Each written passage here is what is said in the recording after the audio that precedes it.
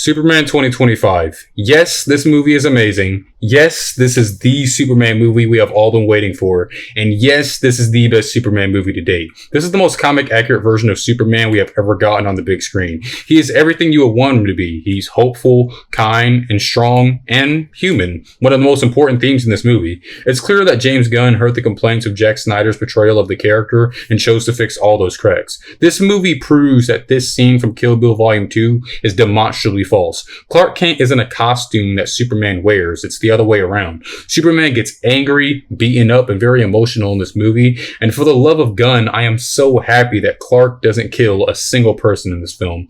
Even in the face of evil, he still tries to see the good in them. This is who Superman is. He isn't a soulless alien that needs to save humans because they can't save themselves.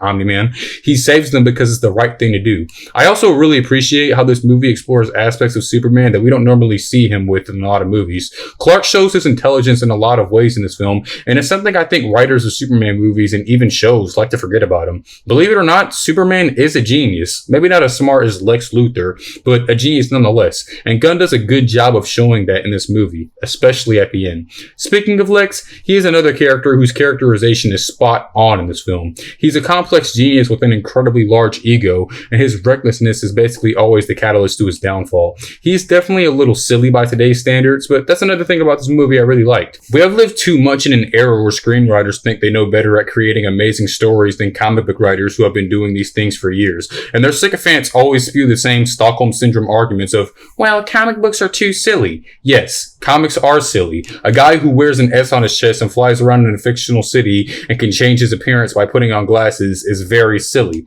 That's why we love them. This is what fiction is, and this movie is never afraid to dig into that side of comic book stories. The fight scenes are great. I really don't think I need to explain that one any further.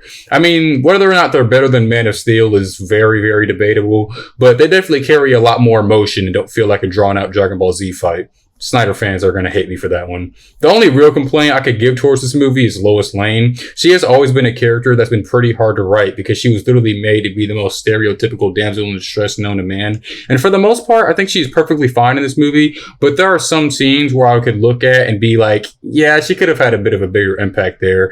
And a lot of scenes, she's just there. Nevertheless, this movie is everything I wanted it to be. It's inspiring, emotionally heavy, well written, tonally consistent, and the best version of Superman we have ever seen on the big screen. I think Fantastic Four would be a great movie, but with a movie like this, it's definitely got strong competition for being the best superhero film of the year. 9 out of 10.